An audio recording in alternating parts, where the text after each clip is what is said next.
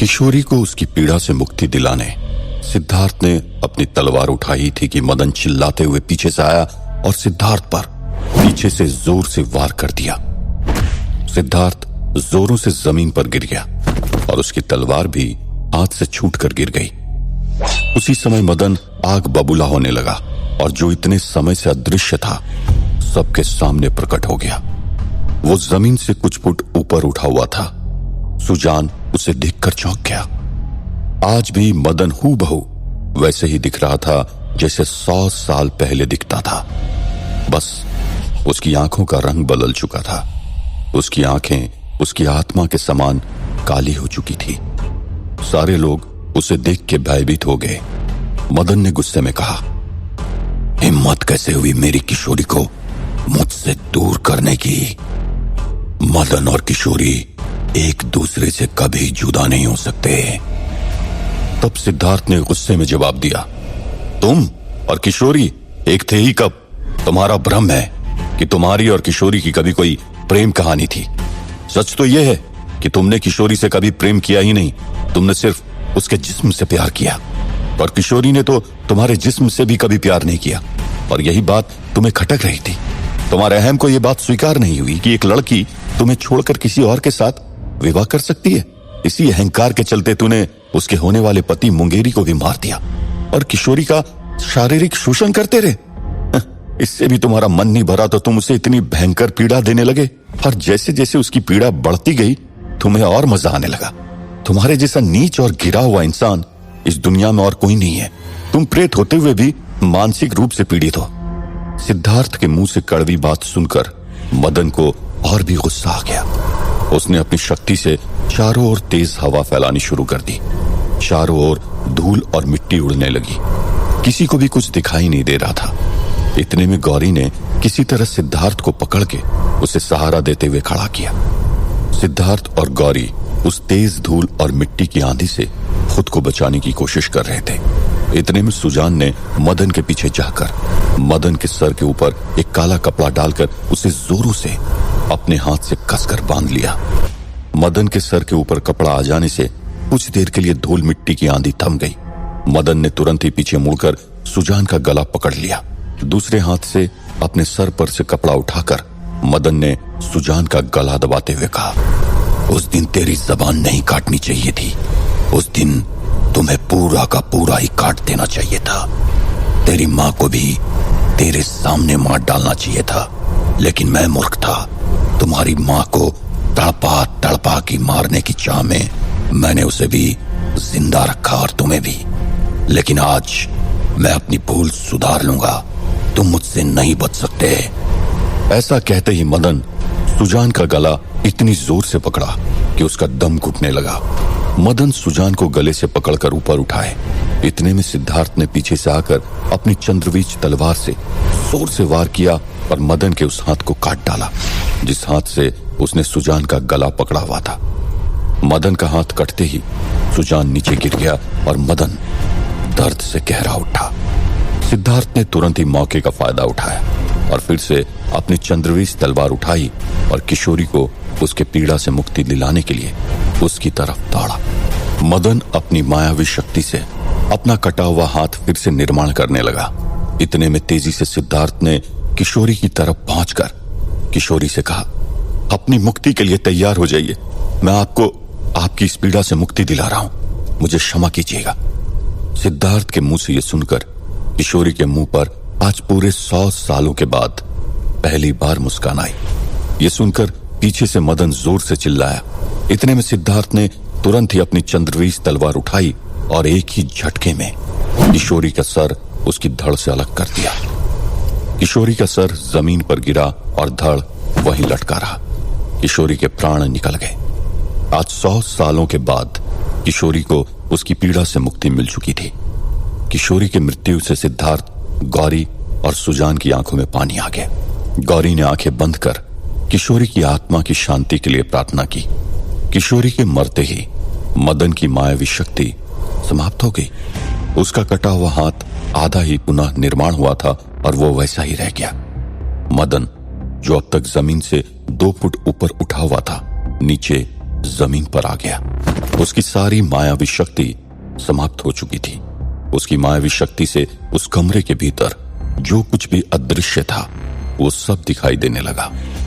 सिद्धार्थ ने अपनी चंद्रवीर तलवार मदन के गले पर रखकर उससे कहा, तुम्हारी माया शेष, अच्छा वह सारा खेल खत्म हो चुका है। अब तुमसे जो भी पूछा जाएगा उसका सच सच जवाब दोगे। कोई भी चालाकी करने की कोशिश की ना तो उसी वक्त तुम्हारा सर भी तुम्हारे धड़ से अलग हो जाएगा। बता हमसे, दरवाजा खुलवाने का तुम्हारा मकसद क्या था? मदन ने कहा, मेरी सारी शक्ति किशोरी के अंदर थी और अब किशोरी बहुत कमजोर हो चुकी थी। इसलिए उस दिन जब मैंने हवेली में गौरी को देखा तो मुझे वो किशोरी का स्थान लेने के लिए एकदम उपयुक्त लगी।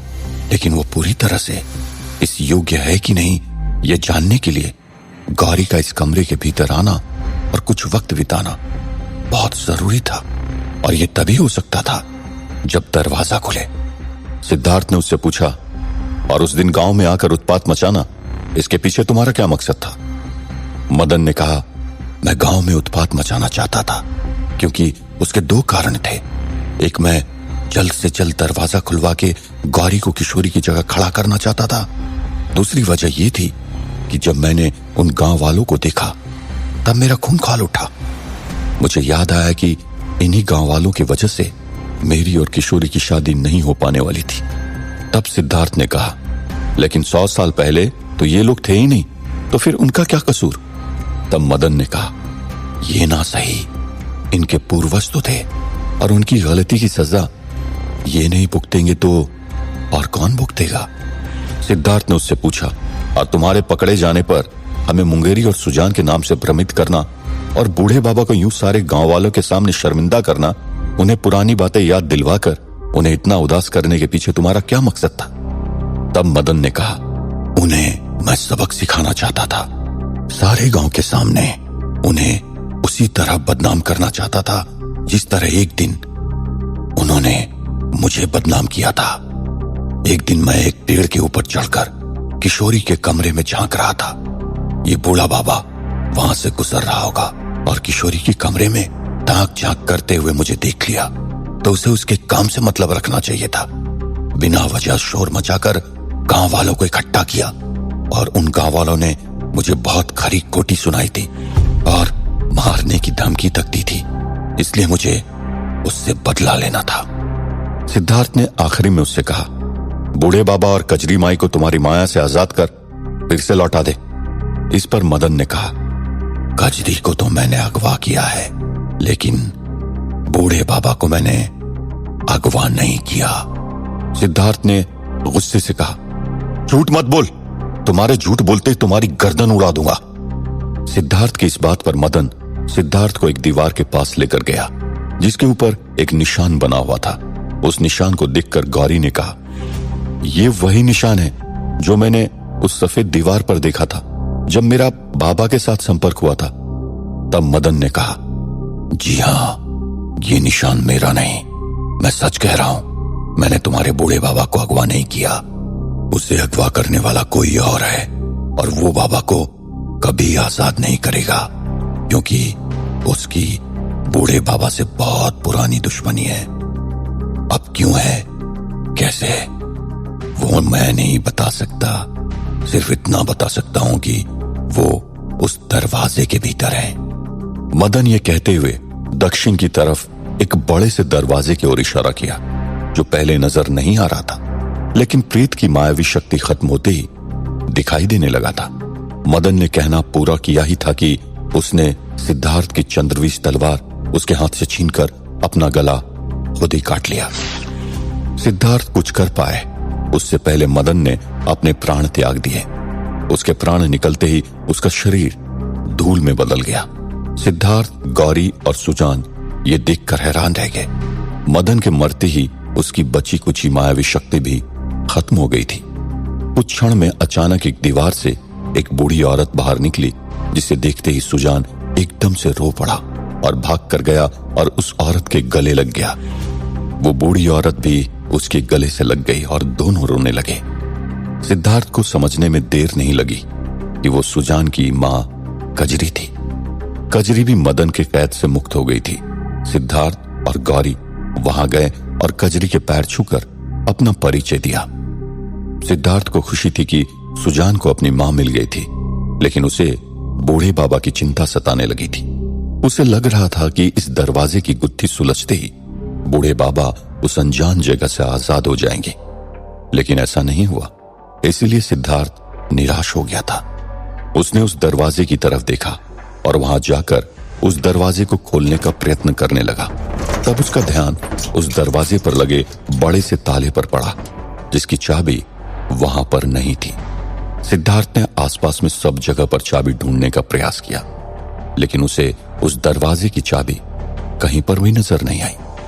सिद्धार्थ को लग रहा था कि किशोरी की मुक्ति और मदन की मृत्यु से उस दरवाजे की गुत्थी सुलझ गई थी और ये दूसरा दरवाजा उसकी अगली मंजिल थी।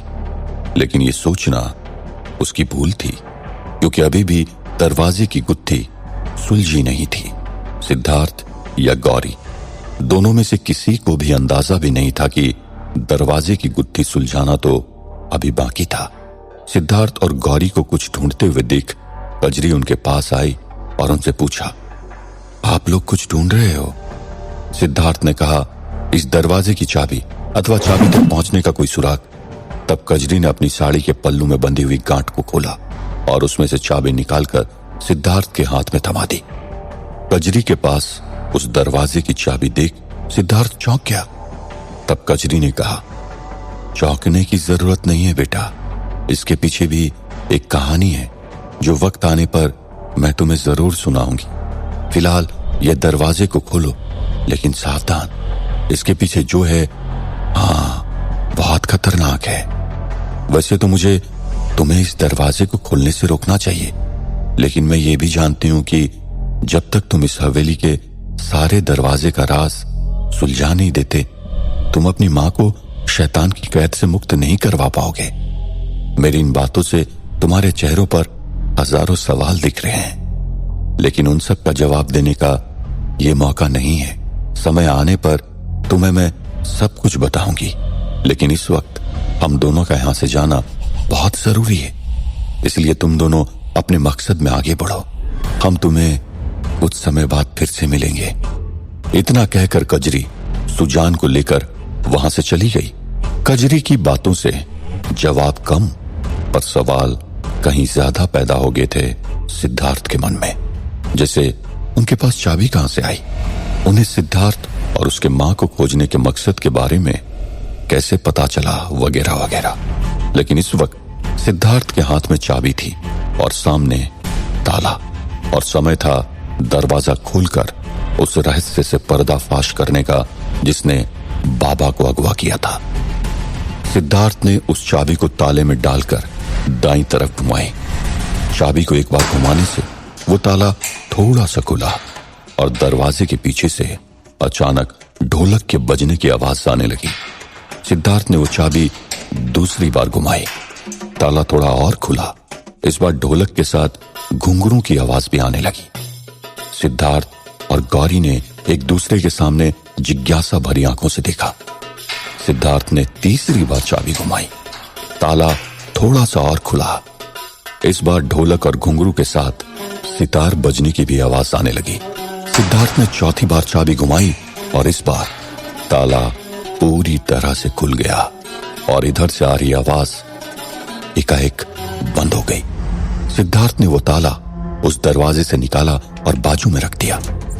उसने वो बड़ी सी कड़ी भी खोली और दोनों हाथों से धक्का लगाकर वो बड़ा सा दरवाजा खोल दिया। सिद्धार्थ और गौरी दोनों उस दरवाजे के भीतर गए। उन्हें वहां पर एक बड़ा सा कमरा दिखा जो एक दरबार जैसा दिख रहा था। उस दरबार के ठीक सामने एक छोटा सा आसन था और उसके अगल बगल में जमीन पर गद्दे बिछाए हुए थे, जिनके आगे अलग अलग प्रकार की संगीत के वाद्य यंत्र रखे हुए थे, जैसे ढोलक, सितार, वीणा, रावण हत्था, तबले, घुंघरू वगैरह वगैरह। उन सब के ऊपर धूल जमी हुई थी, जैसे बरसों से उन वाद्य यंत्रों को किसी ने छुआ भी ना हो। और ठीक सामने रखे आसन पर एक पगड़ी थी। सिद्धार्थ और गौरी दोनों ये सब देखकर हैरान रह गए। दोनों को समझ नहीं आ रहा था कि वहां आखिर था क्या। जिसे कजरी खतरनाक कह रही थी। सिद्धार्थ ने वहां पर पुकारा, कोई है? कोई है यहां? लेकिन किसी का कोई जवाब नहीं आया। लेकिन अचानक सितार के कुछ तार छिड़े। सिद्धार्थ और गौरी दोनों की नजर उस पर गई, लेकिन वहां पर कोई नहीं था। अचानक वहां किसी ने सिद्धार्थ को पीछे से पुकारा। सिद्धार्थ और गौरी ने जैसे उस तरफ देखा, दोनों देखते ही चौंक गए और सिद्धार्थ और गौरी दोनों के मुख से एक साथ निकल पड़ा, आप यहां? कौन था वो जिसे देखकर सिद्धार्थ और गौरी दोनों चौंक गए? क्या था उस दरवाजे के भीतर जिसने बूढ़े बाबा को भी अगवा किया था और जिसे कजरी ने भी खतरनाक कहा था? क्या था कजरी का राज? किस तरह कजरी और सुजान इतने सालों से जिंदा थे और किस तरह पता थी कजरी को सिद्धार्थ की सारी कहानी? जानने के लिए सुनते रहिए वीरानगढ़।